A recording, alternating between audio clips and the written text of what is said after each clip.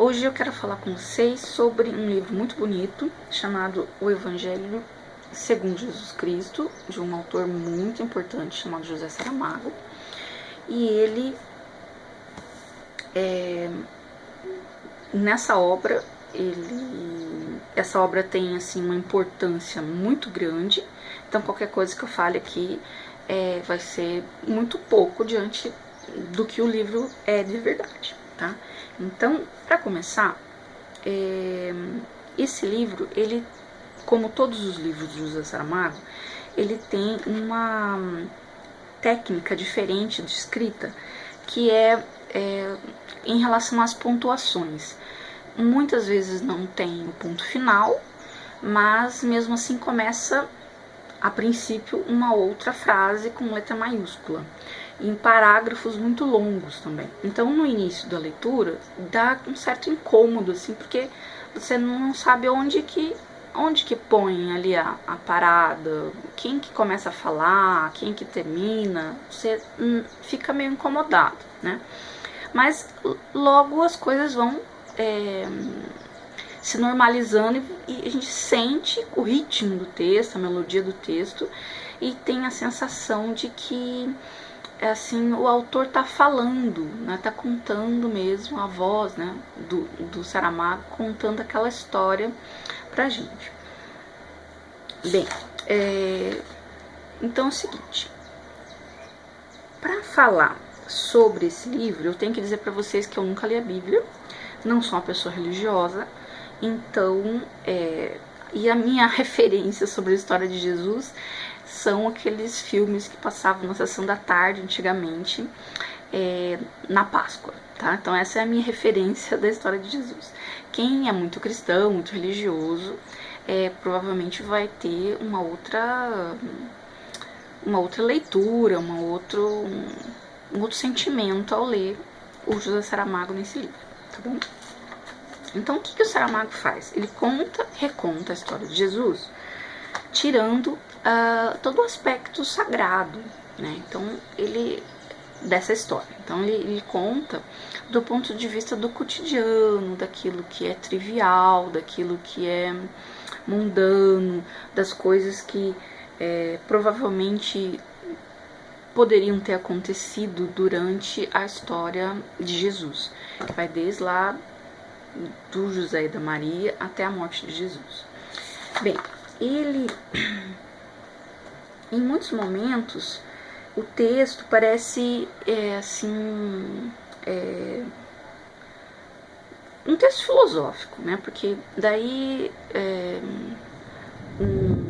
um anjo fica perguntando durante muito tempo no livro coisas para Jesus e Jesus é colocado contra a parede, né?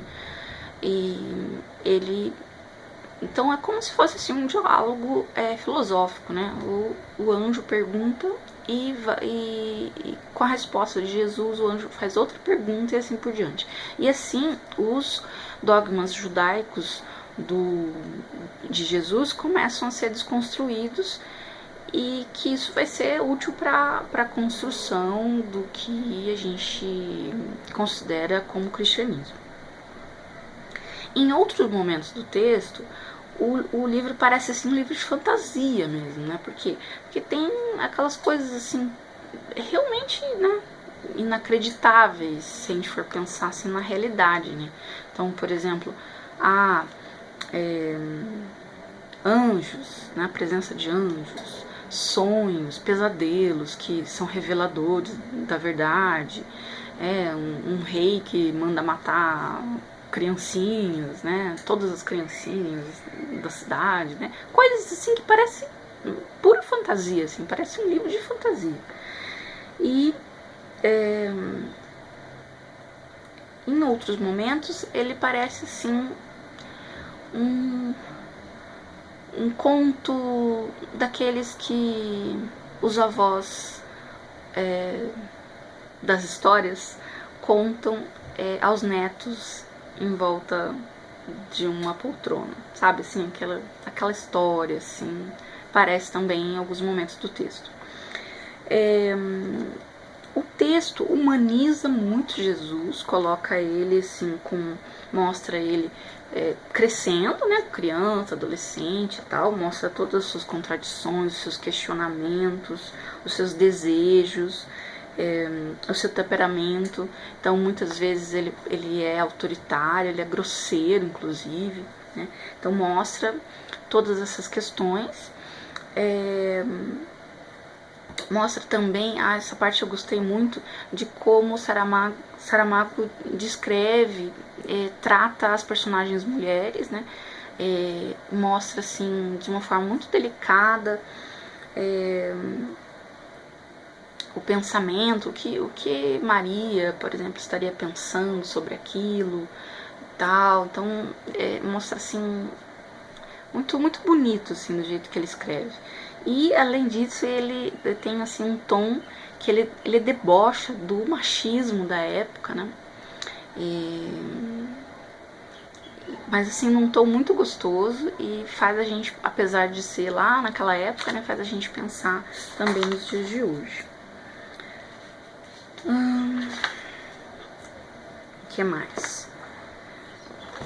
E